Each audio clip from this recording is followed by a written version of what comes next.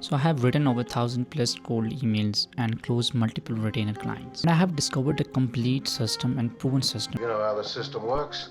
To write cold emails. And in today's video, I'm not going to show with you just the complete system to write cold emails. Instead, I will also explain each psychological concept behind every winning cold email, so you can implement those concepts on your emails and write the winning cold emails. I'm not going to tell you to keep it short and personalized because I believe this is incomplete and generic advice. I'm not going to give you templates to copy paste because it doesn't work anymore in 2026. And I'm not going to ask you to invest a lot of money in thousands of expensive setups and domains, right? What I'm about to give you is a complete system and the psychological reasons behind why certain words trigger replies and why certain words get deletes, the science behind when to send an email and to whom, and exactly what to say when someone replies to you. But before moving on into the actual emails, let's understand the psychological concepts that are being used in cold emails. So we begin with the neurological reason behind why most emails get deleted in just 8 seconds and what happens in the brain of your prospects in just 8 seconds before your client or your prospect decides whether to read your email or to delete it. So the first concept is cognitive load theory, right? We need to understand this psychological concept before writing an email, and I will help you understand this with an IKEA example. So you just bought a piece of furniture from IKEA and it has two manuals, right? One manual is with dense paragraph and the other manual is with graphics and minimal diagrams. My question is, which manuals would you read? Of course, the one with minimal diagrams and graphics. Why? Because that manual requires or costs less mental energy. This is the exact cognitive load theory concept. Cognitive psychologist John Sweller identified this mechanism in 1988. What he said is that your brain or the prospect brains has a fixed working capacity. When you demand too much of your brain or your prospect brains, it opts out. What does this mean? Your brain is not capable of reading jargon, complex sentences, and complex vocabulary. And when your prospect reads that kind of emails, your client will ultimately delete it on the spot. So this is the first psychological concept, cognitive load theory. And what are the lessons that we should learn from this concept? Number one lesson is the complexity of your writing is overriding the quality of your offer. Number two lesson is before they have read what you're selling, you have already lost them. Number third lesson is keep it simple and use easy to understand language to write your emails. So you need to remember this first psychological concept here. Now moving on to the second psychological concept, and that is personalization. Okay. So you have met someone for the very first time. They know about you, your office, and your work. That's pretty impressive. But after some time, they also know about your hometown. They also know about your family members. They also know about your friends. This is called unsettling. The feelings completely shift and you will feel a bit awkward that someone knows more than enough about yourself. Same happens to cold emails. Lemlis analyzed thousands of cold email sequences and found the exact patterns. What was the pattern?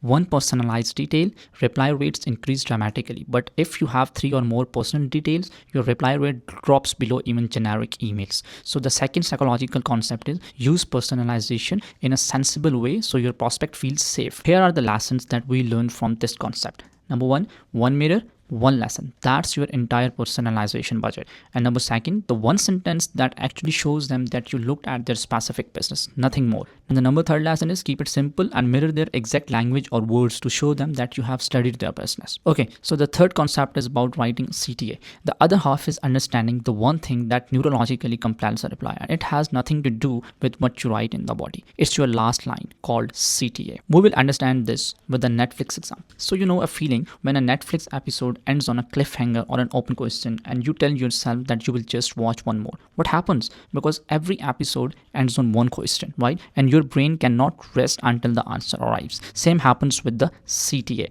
Your CTA should do the same thing. Ends with the cliffhanger or an yes or no question. This way, your prospect brain now has an open loop and he might reply back to you. So this is my exact cold email that won the retainer clients, right? You will see here the subject line and then the body and then the PS statement I have written here. We will begin with the subject line. If you will see, the subject line is Laura, your video on top 7 remote jobs without a degree. Laura, again, name of the client, your video addressing with your, so it feels like we are talking directly to them. And your video on top 7 remote jobs without a degree, personalized and specific video title. Because I have seen the video, so I mentioned here, right? This is single one most important personalized detail. You do not need to add 3 or more personal details. Just begin with the one personalized detail as we have learned in the concept of personalization. Okay, so this is the body copy and I have started with the name. Hey Laura, your content on, I have blurred this, awesome. I have mentioned the channel name, and your video on again I have mentioned something specific, had me hooked. But here's why I'm reaching out. I'm giving her a reason of reaching out. I saw on a job board that you're in search of someone who can do research about your topic in depth, gather credible things that no one else could do, and provide you with the engaging script. This is the problem, because she was looking for someone who can provide genuine and authentic scripts. And then I mentioned videos with well-structured research and scripts can boost viewer retention by 40%, and who else knows better than you? And then I am Majid, specializing in finding viral content ideas, doing authentic research, writing high retention scripts for the creators that keep people watching without any extra effort. This is the intro about me, my solution. I was wondering if I could write content for, again, the channel name, because I have spent more than 1,000 odd learning storytelling and human psychology. I have an experience in audience retention when it comes to YouTube.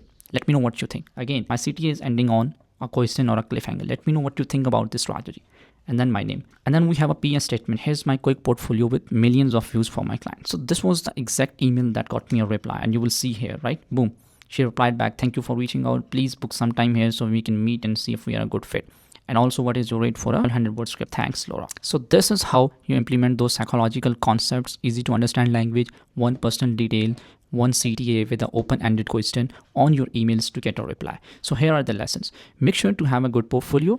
Number second, one sentence that shows that you looked at your specific business. And number third, keep your email simple and easy to understand and skim, so they have a better readability and visibility than most of the guys doing outreach there. So after sending your first email, let's say you're not getting a reply. So it's time to write a follow-up reply. Before I explain how to write follow-up emails, let's understand one more psychological concept, and that is the concept of reciprocity concept, right?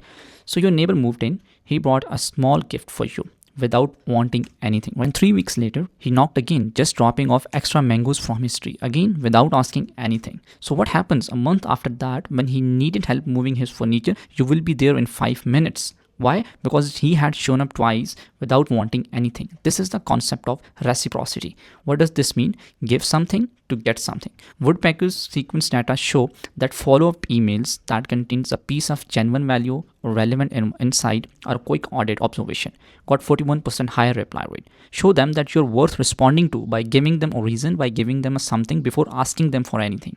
Your follow-up is not a second page. The pitch is already in their inbox, your first email. Your follow-up is a story. Your follow-up is a gift that you are sending them, so they know why you are here. So you need to implement this reciprocity concept while writing your follow-up emails. You need to give them something without asking them back for anything.